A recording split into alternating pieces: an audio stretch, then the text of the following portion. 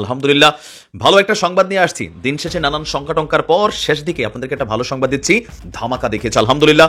এমন একটা পদ্ধতি অবলম্বন করার জন্য বিশ্বের 50টা দেশের কাছে একটা চিঠি পাঠিয়েছে। আমি বিশ্বাস করি এই চিঠি 50টা দেশ যদি অ্যাকসেপ্ট করে আগামী 24 ঘন্টায় অনলি 24 আওয়ার্স এর মাঝখানেই কি আছে এই চিঠিতে। বাংলাদেশের জন্য সুখবর হচ্ছে রাজনৈতিক এতটা অস্থিরতার মধ্যেও অসাধারণ কাজ এটা বাংলাদেশের। কল্পনা করতে পারেন যদি আমাদের রাজনৈতিক স্থিতিশীলতা থাকতো। What a good news for Bangladesh. What a good news for Bangladesh, ladies and gentlemen. অসম্ভবকে সম্ভব করেছেন পিনাকি ভট্টাচার্য। 54 বছরের মিথ কার্যত ভেঙে দিয়েছে। পিনাকি যে কাজটা করেছেন, যে সাহস করে, এই সাহস বাংলাদেশের দ্বিতীয় আর কারণে একমাত্র পিনাকি ভট্টাচার্য তিনি পেরেছেন। এটা 54 বছরের ইতিহাস বদলে যাওয়ার কথা। পারসেপশন বদলে গেছে, তরুণ প্রজন্ম এটা বিশ্বাস করে। বহু প্রতীক্ষার অবসান ঘটবে আগামী রোববার। চমকে উঠবে সবাই। আগামী রোববার মানে 24শে আগস্ট কি ঘটতে যাচ্ছে? জাতির বহু আকাঙ্ক্ষিত একটি বিষয়ের অবসান ঘটবে। একাধিক চমক, আমার কাছে বরং অন্য দুটো বিষয়কে একটু চমকপ্রদ মনে হয়েছে। এখন অব্দি চমক চলছেই, নানা ভাবে, নানা রূপে, নানা ঢঙ্গে। আমরা জানি না এই চমক আর কতদিন চলবে, কোথায় গিয়ে শেষ হবে। সজীব ওয়াজেদ জয়কে খুঁজে পাওয়া যাচ্ছে না। আমার দেশ পত্রিকায় রিপোর্ট হয়েছে, তারা বলছেন যে সজীব ওয়াজেদ জয় লাপাত্তা, তাকে আসলেই খুঁজে পাওয়া যাচ্ছে না। দর্শক, সাবেক প্রধানমন্ত্রী শেখ হাসিনা তার শাসন আমলের সময় একটি কথা বলেছিলেন ডক্টর মোহাম্মদ ইউনূসকে নিয়ে। তিনি বলেছিলেন ডক্টর মোহাম্মদ ইউনূসকে পদ্মা নদীতে চোবানো উচিত এবং খেয়াল রাখা উচিত যেন তিনি মারা না যান। দর্শক, এবার কি তার সেই বক্তব্যটির প্রতিশোধ নিচ্ছেন ডক্টর মোহাম্মদ ইউনূস? হঠাৎ করে ডক্টর মোহাম্মদ ইউনূসের সরকার এমন একটি সিদ্ধান্ত নিয়েছেন, সেটি শুনলে আপনারা সকলেই অবাক হয়ে যাবেন। দর্শক, এর পরের বছর থেকে যখন বই ছাপানো হবে, তখন সেই বইয়ে সাবেক প্রধানমন্ত্রী শেখ হাসিনার নামের আগে স্বৈরাচার শেখ হাসিনা বা স্বৈরাচার প্রধানমন্ত্রী শেখ হাসিনা লেখা হবে। এমনকি তার শাসন আমলে যেই সমস্ত ভয়ঙ্কর ভয়ঙ্কর ঘটনাগুলো ঘটেছিল, যেমন পিলখানা হত্যাকাণ্ড, শাপলা চত্বরের গণহত্যা, এরই সাথে সাথে তিনি যে সমস্ত খুন এবং গুমগুলো করেছিল, দর্শক, সেগুলোও কিন্তু পাঠ্য বইয়ের মধ্যে অন্তর্ভুক্ত হতে চলেছে। এখন আপনাদের উদ্দেশ্যে প্রশ্ন থাকবে, সরকারের এই সিদ্ধান্তটিকে আপনারা ঠিক কিভাবে দেখছেন? অনেকেই মনে করেন যে শিক্ষা ব্যবস্থার মধ্যে বা পাঠ্যপুস্তকের মধ্যে রাজনৈতিক যে সমস্ত বিষয় বলি সেগুলো না আনাই ভালো। কিন্তু ডক্টর মোহাম্মদ ইউনূসের সরকার যেই প্রজেক্টটি বা যেই বিষয়টি নিয়ে কাজ করছে, যে সাবেক প্রধানমন্ত্রী শেখ হাসিনার যে সমস্ত গুম খুনের মতো ভয়ঙ্কর ভয়ঙ্কর ঘটনা, সেগুলো পরবর্তী প্রজন্ম যেন জানতে পারে, সেজন্যই হয়তোবা ডক্টর মোহাম্মদ ইউনূসের সরকার এই প্রজেক্টটি হাতে নিয়েছে। এটির সাথে আসলে আপনি একমত কিনা সেটি অবশ্যই কমেন্ট বক্সে জানিয়ে দিবেন। দর্শক, এরই সাথে সাথে অসম্ভবকে সম্ভব করেছেন পিনাকি ভট্টাচার্য। দর্শক, হঠাৎ করে তিনি ঠিক কি সাহসী পদক্ষেপ নিয়েছেন, যেটার কথা বিশ্লেষক বলেছেন, সেটিও আশা করছি সামনেই দেখতে চলেছেন। তো আমি আর বেশি কথা বাড়াবো না। আমি ভিডিও শুরুতেই আপনাদের আরো যে ভিডিওগুলোর অংশ বিশেষ দেখিয়ে শুরু করেছিলাম, সেই ভিডিওগুলোর বিস্তারিত আলোচনা দেখাবো। তবে তার আগে বলি, যারা এখন চ্যানেলটি সাবস্ক্রাইব করেননি, সকলে চ্যানেলটি সাবস্ক্রাইব করে পাশে থাকা বেল আইকনটি বাজিয়ে দিবেন। আর যারা ইতিমধ্যে সাবস্ক্রাইব করে রেখেছেন তাদের সকলকে অসংখ্য ধন্যবাদ। তো চলুন একটি লাইক দিয়ে আমরা ধারাবাহিকভাবে সবগুলো ভিডিওর বিস্তারিত আলোচনা দেখে আসি। একই বলে উস্তাদের মার শেষ রাতে শেখ হাসিনার খুব শখ ছিল পদ্মা সেতুকে কেন্দ্র করে যে ডক্টর ইউনূসকে পদ্মার মধ্যে দুটা চুবনি যেন মরে না যায়, সেটাও খেয়াল রাখতে হবে। সচেতন মায়া আছে, মায়া। আচ্ছা, যাই হোক, তো এরপর পর তিনি ডক্টর ইউনূসকে বিভিন্নভাবে শায়েস্তা করতে চাইছেন, এমনকি আওয়ামী লীগের একদম গ্রাম পর্যায়ে থাকাও আওয়ামী লীগ পাগল যে নেতাগুলো ছিল, তারা কিন্তু ডক্টর ইউনূসকে নিয়ে অনেক ইয়ে করছে। আবার তৎকালীন প্রেক্ষাপটে আমাদের অনেক নেতারা, জামাতের নেতারাও আমি দেখছি, বা আলেমরা ডক্টর মোহাম্মদ ইউনূসকে সুদি ইউনূস ডাকতো। তবে ক্ষমতায় বসার পরে এগুলো আবার পরিবর্তন হয়ে গেছে। যাই হোক, আলোচনা ওইদিকে না।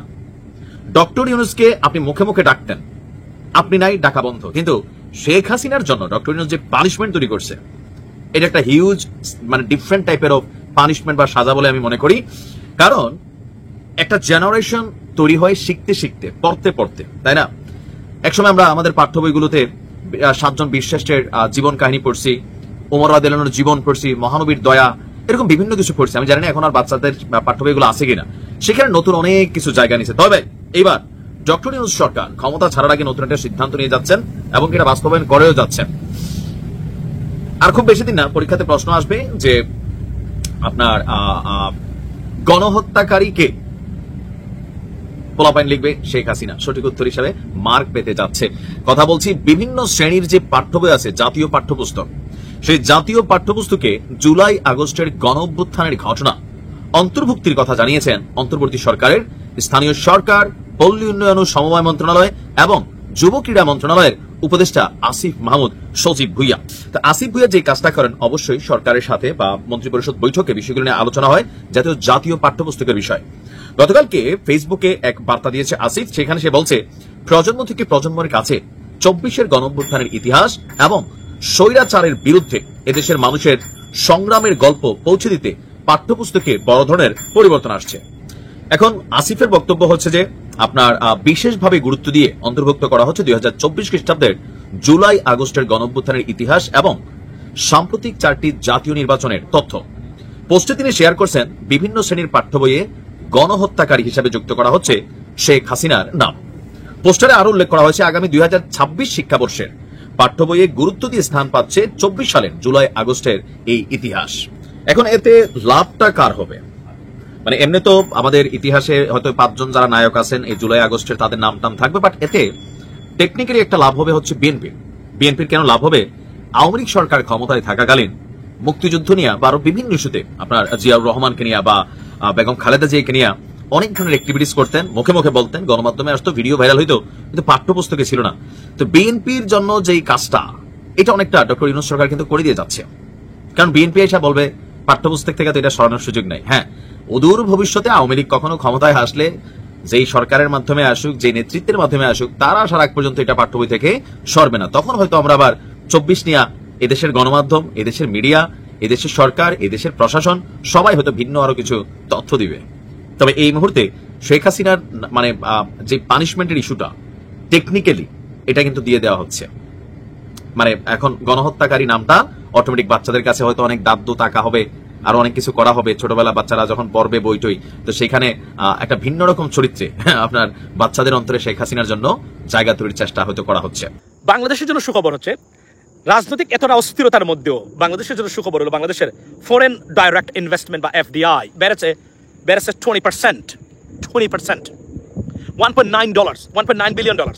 লেডিস এন্ড জেন্টলম্যান, কল্পনা করতে পারেন যখন বলা হচ্ছিল আশিক চৌধুরী কিছুই করে নাই, খালি বক্তব্য দেয়, এগুলো আমরাও পারি, অনেককে উপস্থাপন করার চেষ্টা করেছেন যে he is better off than Ashiq Chowdhury, right? মনে আছে?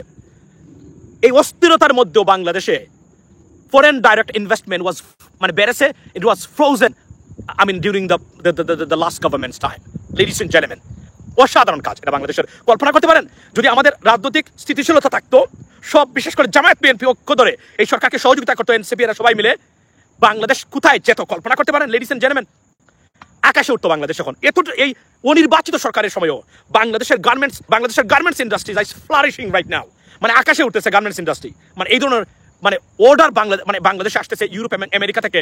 কল্পনা করতে পারবেন আপনারা, গার্মেন্টসের মালিকরা, চুররা এখন কোনো কথাই বলতেছে না এখন, বুঝছেন? আর যদি একটু খারাপ হতো তাহলে এই সরকারকে দোষে শেখ হাসিনা ভালো ছিল, এই ছিল সে, মানে কত কিছু বলতো, কিন্তু কোনোভাবেই পারতেছে না। কেননা এটা বললে পুরাই অন্যায় হয়ে যাবে। মানুষ, আমার কাছে রিসিট আছে প্রতিদিন একটা গার্মেন্টসের কি ধরনের, আমি এটা প্রকাশ করতে পারি না বিকজ অফ দ্য সিক্রেসি। আর না হলে আমি আপনাদেরকে দেখিয়ে দিতাম, তারপর আমি করবো আমি পোস্ট, বুঝছেন? কারণ তখন তারা ইনভেস্টিগেট করে খেয়ে দেয় আমাকে, এটা একটা বিশাল সমস্যা, বুঝছেন? তো বিশ্বাস করেন garments industry booming right now, flourishing. আমি যদি এখন বাংলাদেশে থাকতাম, আমার যদি পার্টনার থাকতাম, আমি গার্মেন্টস ইন্ডাস্ট্রি স্থাপন করতাম।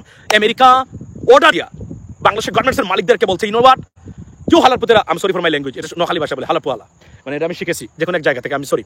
তো আমি আপনাদেরকে গার্মেন্টসের মালিকদেরকে পাগল করে দিব, শেখ হাসিনাকে নিয়ে আর কথা বলতে পারবি না, ভারতকে নিয়ে কথা বলতে পারবি না, ডক্টর ইউনূসকে নিয়ে নেগেটিভ কথা বলতে পারবি না, বুঝছেন? ইউরোপে গার্মেন্টস রপ্তানি বেড়েছে, ক্যান ইউ ইমাজিন দিস? এখন যদি আমরা সবাই ঐক্যবদ্ধভাবে এই সরকারকে খালি সহযোগিতা করতে পারতাম, বিএনপি যারা আছেন তারা, জামায়াত, দুটো দল খালি এই সরকারকে বলতো, you guys go ahead, we are with you, and please declare a time frame of the election, rather than now. আমি বলছি এখন তার কেওসের মাধ্যমে ফেব্রুয়ারিতে ইলেকশন হবে। আমরা আপনাকে 1 বছর দিলাম, 2 বছর দিলাম, এর ভিতরে আমরা আমাদের রেডি হচ্ছি, আপনারা ডেট বলে দেন, নির্বাচন হবে। বাংলাদেশ এখন আকাশে উঠতো, but unfortunately it didn't happen. কারণ ভারত আর শেখ হাসিনার বিশেষ করে এই গোপন ষড়যন্ত্রে পড়ে বিএনপি বিপদগ্রস্ত হয়ে গেছে। This is sad news. দেশটা কোথায় যেত বাংলাদেশের ইতিহাসে এই মুহূর্তে? দেখেন অর্থনৈতিক অবস্থার আমি একটা স্ট্যাটিস্টিক্স দিই, দেখুন আমরা দল করতে পারি কিন্তু দেশ সবার আগে মনে রাখবেন, বাংলাদেশের রিজার্ভ ঐতিহাসিকভাবে 20-25 বছরের ভিতরে সবচেয়ে স্টেবল এবং সবচেয়ে বেশি এই মুহূর্তে জেনুইন রিজার্ভ। এর আগে $48 বিলিয়ন যখন আওয়ামী লীগ দিয়েছে, it was a fake manipulated statistics. Even system follow করে যে রিজার্ভ, যদি ওই সিস্টেম ফলো করে ডক্টর ইউনূস গভর্নমেন্ট, বাংলাদেশের রিজার্ভ এখন $55 বিলিয়ন এই মুহূর্তে। একদম genuine reserve $30 billion, right? $31 billion হয়ে যাবে এই 1 তারিখের ভিতরেই। Just think about that, ladies and gentleman. Bangladesh কোথায় যাচ্ছে? কেন বাংলাদেশের মানুষ হাহাকারে নেই? What a good news for Bangladesh, ladies and gentleman. But unfortunately আমাদের রাজনৈতিক অস্থিরতা আমাদেরকে ধ্বংস করে দিতে পারে। It's too sunny or too, honestly speaking. But তারপরে আমি পছন্দ করি এগুলা। সো আপনি দেখেন অবস্থা, আমরা কোন জায়গাতে আছি। যদি আমরা পারতাম তাহলে আমাদের দেশটা কোথায় নিয়ে যেত। এটা হচ্ছে গুড নিউজ ফর বাংলাদেশ। অসম্ভবকে সম্ভব করেছেন পিনাকি ভট্টাচার্য। 54 বছরের মিথ কার্যত ভেঙে দিয়েছেন। এবং পিনাকি ভট্টাচার্যের হাইপোথিসিস বলেন আর ফাইন্ডিংস বলেন, যাই বলেন, ওটা নিয়ে বাংলাদেশে একটা নতুন অধ্যায় রচিত হতে যাচ্ছে। তোলপাড় অলরেডি শুরু হয়েছে এবং আরো অনেক কিছু হবে, জাস্ট ওয়েট। দর্শক, কথা বলছি 1971 সালে বাংলাদেশের মহান মুক্তিযুদ্ধে কতজন লোক শহীদ হয়েছে, 30 লাখ না 2000, এটা নিয়ে। তাই পিনাকি যেটা বলেছেন ওটাকে আমি জাস্ট হাইপোথিসিস বলতে রাজি নই। পিনাকি যেভাবে প্রেজেন্টেশন করেছেন, উনি তো একটা মেথোডোলজি মেনে মূলত প্রমাণ করেছেন যে 2000-এর বেশি না, রেফারেন্স দিয়েছেন, ওটা ফাইন্ডিংস 2000। তবে হ্যাঁ, সরকার কোন একটা কমিশন গঠন করে একটা চূড়ান্ত সংখ্যা নির্ধারণ করার জন্য বা সঠিক সংখ্যা নির্ধারণ করার জন্য কমিশন গঠন করে কাজ করতে পারে। এখন পিনাকি যে কাজটা করেছেন, যে সাহস করে, এই সাহস বাংলাদেশে দ্বিতীয় আর কারণে। যেমন বিএনপিকে আওয়ামী লীগ রাজাকারদের দল, রাজাকারদের পৃষ্ঠপোষক, জিয়াউর রহমান পাকিস্তানের চর, খালেদা জিয়া রাজাকার, পাকিস্তানিদের সার্ভিস দিতেন, অনেক কিছু বলেছে। সেই বিএনপি এখন হুবহু আওয়ামী ন্যারেটিভ গ্রহণ করেছে। মির্জা ফখরুল বলছেন যে 71-কে ভুলিয়ে দেওয়ার প্রচ্ছন্ন চেষ্টা চলছে। অতএব এই বিএনপি তো সত্য বলার কোনো সাহসই নেই, বরং আওয়ামী ন্যারেটিভ স্বার্থের প্রয়োজনে মেনে নেয় হচ্ছে বিএনপির মানহাজ। জামাত ইসলামী 71 কেন্দ্রিক সত্য বলবে, এটা অসম্ভব। জামাত ক্ষমতায় আসলেও, জামাত যদি 300 আসনের 299 আসন পেয়ে ক্ষমতায় আসে, সরকার গঠন করে, তারপরেও 1971 সালে 30 লাখ নিয়ে প্রশ্ন তোলার সাহস জামাতের কারণে। জামাত আনুষ্ঠানিকভাবে এটা পারবে না, অথচ এটা একটা সত্য। আপনাকে প্রশ্ন তুলতে হবে, সত্যটা বের করেন। এটা পিনাকি করেছেন। তো পিনাকি তো করেছেন এই 30 লাখে 3 লাখও বলেন না, 2000 বলেছেন। এটা তিনি নিজের মনের মতো বলেছেন তা না, এটা একটা গবেষণা। এখন এই জায়গায় একটা সময় ছিল যে এই প্রশ্ন তোলাটা অসম্ভব ছিল, অথবা জনগণের মধ্যে এই আলোচনাটা আপনি ছড়িয়ে দিবেন যে শহীদ 30 লাখ না 3 লাখ, এটি অসম্ভব ছিল। 2000 তো কল্পনা করা যেত না। কিন্তু 5 আগস্ট বিপ্লব পরবর্তী বাংলাদেশে এই পরিবেশ তৈরি হয়েছে। এই পরিবেশ তৈরি হলো কোনো রাজনৈতিক দলের পক্ষে বা রাজনীতির সাথে রিলেটেড কেউ এটা সাহস করতো না, একমাত্র পিনাকি ভট্টাচার্য তিনি পেরেছেন। এবং দেখেন, মানুষ বিশ্বাস করছে। মানুষ এতদিন ধারণা করতো 30 লাখ না 3 লাখ, এখন মানুষ বিশ্বাস করে আসলে 2000। এবং পিনাকির এই ফাইন্ডিংস এর সমর্থনে আরো অনেক গবেষণা বের হচ্ছে। যে পরিমাণ বলা হয় তাতে 4% লোক মারা যাওয়ার কথা, শেখ মুজিব যেটা বলেছে। মানে প্রত্যেক 100 জনের 4 জন। কই, আমরা তো ওরকম দেখি না। প্রত্যেক গ্রাম থেকে অনেক লোক মিসিং হওয়ার কথা। এই জায়গায় নতুন প্রজন্ম জেনজি পিনাকির বক্তব্য বিশ্বাস করতে শুরু করেছে। হাজার লক্ষ কোটি মানুষ পিনাকির বক্তব্য মনে প্রাণে বিশ্বাস করে নিয়েছে যে না, 2000 এটাই সত্য। এতদিন যা শুনেছি ওটা পুরোটাই বাটপাড়ি, মিথ্যা, ধান্দাবাজি। এখন পিনাকি তো চ্যালেঞ্জ দিয়েছেন, ভাই আমি এটা রিসার্চ করেছি, এটা আপনাকে মানতে হবে না। আপনি এটা একটা কমিশন গঠন করে বা যেভাবে হোক আপনি তদন্ত করে, বিভিন্ন সিস্টেম তো আছে, আপনি এই সংখ্যাটা নির্ধারণ করে দেন। পিনাকি তো আর গায়ের জোরে বলছে না, আর পিনাকি তো স্বাধীনতাকে অস্বীকার করছে না। কিন্তু তিনি সাহস করে 2000 এই কথাটা বলেছেন এবং মানুষের কাছে প্রচার করেছেন, বিশ্বাস করেছে। এটা 54 বছরের ইতিহাস বদলে যাওয়ার ঘটনা। পারসেপশন বদলে গেছে, তরুণ প্রজন্ম এটা বিশ্বাস করে। একটা সময় তো এগুলো প্রশ্নই করা যেত না। যেমন শেখ মুজিব কেউ সাহস করতো না বলতে। তারেক জিয়াও বলতো বঙ্গবন্ধু শেখ মুজিবুর রহমান। কোনো পটুয়াখালীর কোন একটা কলেজের ইসলামিক স্টাডিজের শিক্ষক একবার 15 আগস্টের একটা প্রোগ্রামে বঙ্গবন্ধু শেখ মুজিবুর রহমান এভাবে নাম বলে শেখ মুজিবুর রহমান শুধু এভাবে বলেছিল, তার চাকরি চলে গেছে। আমাদের মতো বিপ্লবী লোক যারা হাসিনা এবং আওয়ামী লীগের কট্টর সমালোচক ছিলাম, আপনারা জানেন, আমরা কখনো শেখ মুজিবুর রহমানকে শেখ মুজিব বলার সাহস পাইনি। বঙ্গবন্ধু জাতির জনক, 1000 বছরের শ্রেষ্ঠ মারি, এভাবে আমাদেরকে বলতে হয়েছে। কেন? আমাদেরকে দেশে আসতে হয়েছে, পরিবার দেশে থাকতো, এদের বেঁচে থাকতে হবে। এই জন্য শেখ মুজিবুর রহমানকে শেখ মুজিব বলে কেউ জীবিত থাকতে পারেনি, ভালো থাকতে পারেনি। হয় গুমের শিকার হয়েছে, নইলে হত্যার শিকার হয়েছে, চাকরি গেছে, বড় ধরনের কোনো ক্ষয়ক্ষতির সম্মুখীন হয়েছে। শেখ মুজিবুর রহমানকে শেখ মুজিব বললে অন্য কোনো গালি দেওয়ার প্রয়োজন ছিল না। এখন তো শেখ মুজিবের সব মূর্তি ভেঙে চুরে চুরমার করে ফেলা হয়েছে। এখন শেখ মুজিবকে কেউ বঙ্গবন্ধু বললে তাকে ধরে, তাকে গালি দেয়। শেখ মুজিবকে শেমু গুন্ডা, শেখ মুজিব এভাবে বলতে হয়।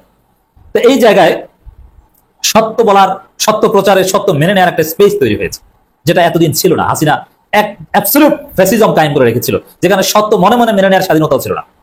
এবার সেই পরিবেশ এসেছে, পিনাকির থিসিস মানুষ বিশ্বাস করছে। 2000 মানুষ মারা গেছে। তো এই জায়গায় সাংবাদিক ইলিয়াস যে কাজটা করেছে, সাংবাদিক ইলিয়াস কিন্তু হাসিনার আমলেও যুক্তরাষ্ট্রে বসে মুক্তিযুদ্ধের যে ন্যারেটিভ বা মুক্তিযুদ্ধকে যেভাবে ব্যাখ্যা করতো, 1971 সালে গোলাম আজম যে ব্যাখ্যা দিত ওটা জামাতও এখন গ্রহণ করে না, ওইটা সাংবাদিক ইলিয়াস গ্রহণ করতো। 1971 সালে 30 লাখ না 2000 এটা নিয়ে গবেষণা হওয়া দরকার, তদন্ত হওয়া দরকার, সত্যটা আমাদের জানার অধিকার। এই যে মিথ্যা 30 লক্ষ বা এই হুজুম বাজাং, এগুলো একটা প্রতারণা, এটা শহীদদের রক্তের প্রতিও এক ধরনের অবমাননা। এই জন্য অরিজিনাল পিকচার আমাদের সামনে আসা দরকার। এর মানে কি, সরকারের প্রভাবশালী লোক ইঙ্গিত দিয়েছে, হয়তো বা ডক্টর ইউনূস সরকারই 1971 সালে কতজন শহীদ হয়েছিল এটা তদন্তের জন্য বের করার জন্য কমিশন গঠন করে দিতে পারে। শফিকুল আলম যেহেতু ফেসবুক পোস্ট দিয়েছে, এটা হতে পারে। এখন সরকার যদি এই কাজটা করে তাহলে তো ওই 30 লাখ এমনি, 30 লাখ তো এমনিতেই ভুয়া, এটা পাগলও বুঝে, কিন্তু তারপরও কেউ সাহস পেত না এটা ভুয়া বলতে। যুক্তরাজ্যে বসে দুই একজনে বলতো ভুয়া। খালেদা জিয়া প্রশ্ন তুলেছেন, আর বিএনপি এখন 30 লাখকে ওহির মতো গ্রহণ করছে। তো দর্শক, শফিকুল আলমের ফেসবুক পোস্ট ইংরেজিতে সত্যের মুখোমুখি হতে হবে 1971 নিয়ে। আমি মনে করি এই লেখাটা আরেকটা দলিল হবে, আরেকটা সাপোর্টিং এভিডেন্স হবে, এবং সরকারিভাবে গবেষণা না হলেও ব্যক্তিগতভাবে প্রাইভেটলি হলেও অনেকে এগিয়ে আসবে 1971 সালের শহীদদের সংখ্যা নিরূপণ করতে। এমনকি সরকার এগিয়ে আসতে পারে, ইউনূস সরকারই ক্যান স্টার্টেড। তখন সত্যিকার অর্থেই 54 বছরের ধান্দাবাজি বন্ধ হয়ে যাবে, মুক্তিযুদ্ধ ব্যবসা শেষ হয়ে যাবে। কি প্রতারণা ছিল! এই জন্য আমি বলি বাংলাদেশের ইতিহাসে সবচেয়ে বড় স্ক্যাম ছিল এই 1971 সালে মুক্তিযুদ্ধ ব্যবসা। মুক্তিযুদ্ধ না, মুক্তিযুদ্ধ ব্যবসা, চেতনা ব্যবসা। 2000কে 30 লাখ বানিয়ে কি প্রতারণা! আবার 2 লাখ মা বোনের ইজ্জত, এটাও পিনাকি একটা তথ্য দিবে, 2 লাখ না 1500 না 700 না 600, দেখবেন ইতিহাস। সত্য জানতে হবে, মিথ্যার নাম মুক্তিযুদ্ধের চেতনা নয়, সত্যের নাম হচ্ছে মুক্তিযুদ্ধের সঠিক ব্যাখ্যা। সত্যের পক্ষে দাঁড়াতে হবে। বাংলাদেশের রাজনীতিতে মৌলবাদ ইস্যুটা হঠাৎ করে আবার খুব জোরে সোরে প্রচার হতে শুরু করেছে। আমরা দেখেছি বিগত শেখ হাসিনার সময়ে একেবারে তার সেই 2009 সাল থেকে শুরু করে তার বিদায়ের আগ মুহূর্ত পর্যন্ত এই মৌলবাদ ইস্যুকে এত বেশি করে প্রচারণা চালানো হয়েছে যে মনে হয়েছে এই মৌলবাদটাই শেখ হাসিনার টিকে থাকার একমাত্র মূল মন্ত্র। সে বাংলাদেশে মৌলবাদের উত্থান যেন কোনো মতো অবস্থায় না ঘটে, মৌলবাদের উত্থান বাংলাদেশে ঘটতে যাচ্ছে, শেখ হাসিনা সেদিকে খুব প্রবলভাবে পিছন থেকে ধাক্কা দিয়ে সে ঠেকিয়ে রেখেছে, এরকম একটা ভাব তখন দেখানো হয়েছে। এবং এরই ধারাবাহিকতায় বিভিন্ন সময়ে জঙ্গি নাটক সাজানো হয়েছে, আলেম ওলামা পীর মাশায়েখদেরকে নির্বিচারে গ্রেপ্তার করা হয়েছে, জেলে পুরে রাখা হয়েছে, তাদেরকে স্পেস দেওয়া হয় নাই, কোনো কথা বলতে দেওয়া হয় নাই, এমনকি রমজান মাসে ইফতার প্রোগ্রাম পর্যন্ত আয়োজন করতে দেওয়া হয় নাই ধর্মীয় দলগুলোকে। এবং আমরা দেখেছি যে এই ডক্ট্রিনটা এসেছে কাঁটাতারের বেড়ার ওপার থেকে। তারা যে ডক্ট্রিন শেখ হাসিনাকে দিয়েছিল, শেখ হাসিনা ঠিক সেভাবেই যেন 90% মুসলমানের এই বাংলাদেশে ধর্মীয় সম্প্রদায় তথা মুসলমানেরা কোন রকম স্পেস না পায় এবং ধর্ম নিয়ে কোনো কথা বলতে না পারে, এইরকম একটা বিষয় কিন্তু আমরা পরিষ্কারভাবে লক্ষ্য করেছি।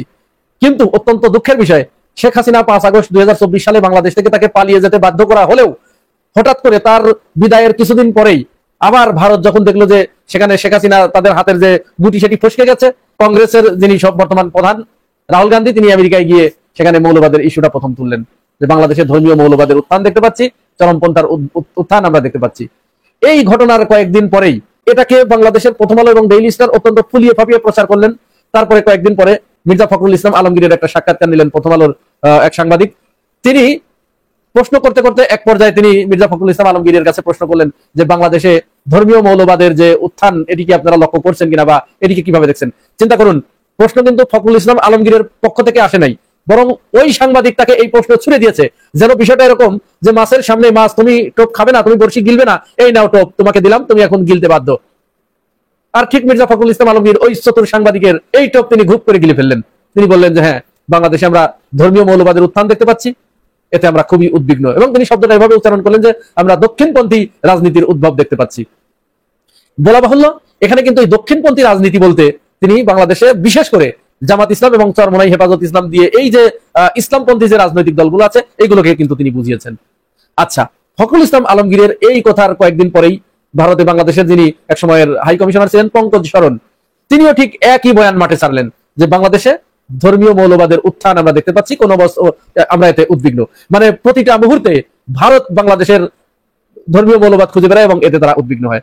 আর আমাদের বাংলাদেশের যে রাজনীতিবিদেরা মনে হয় তারা কোনো না কোনো ভাবে তাদের অদৃশ্য কোনো একটা সুতা ভারতের রাজনীতির সাথে এমন ভাবে গেঁথে আছে যে তারা ভারত যা চায় তাদেরকে সেটা বলতেই হবে এবং ভারতকে খুশি করেই যেন এদেশে রাজনীতি করতে হবে, না হলে বাংলাদেশ টিকবে না, এরকম একটা তাদের অবস্থা। মানে বাংলাদেশের জনগণের প্রতি এদের বিন্দু মাত্র কোনো আস্থা নাই। বাংলাদেশের জনগণ যে তাদেরকে ভোট দিয়ে ক্ষমতায় বসাতে পারে এবং বাংলাদেশের জনগণই তাদেরকে যে কোনো ভাবে ক্ষমতা থেকে নামাতে পারে, এই আস্থা কেউ রাখতে নারাজ। শেখ হাসিনাও এই আস্থা রাখে নাই, ভারতের উপরে সে আস্থা রেখেছে যে ভারত তাকে এখানে ক্ষমতায় টিকিয়ে রাখবে। এখন আমরা আবার যাদেরকে ভাবি রাষ্ট্র পরিচালনার দায়িত্ব হিসেবে যারা আসবে হিসেবে যাদেরকে আমরা কল্পনা করছি, এরাও মনে হচ্ছে আবার সেই পুরনো সুর, আবার সেই পুরনো গান, সেই একই কথা আবার নতুন মোড়কে তারা বলা শুরু করেছে। মুসলমান সংখ্যাধিক্য একটি দেশে কেউ ইসলামের কথা বলতে পারবে না, তার ধর্মের কথা বলতে পারবে না, বললেই সেটা মৌলবাদ হয়ে যাবে, ধর্মীয় মৌলবাদ হয়ে যাবে। এই বিষয়গুলো নিয়ে আমরা খুবই উদ্বিগ্ন।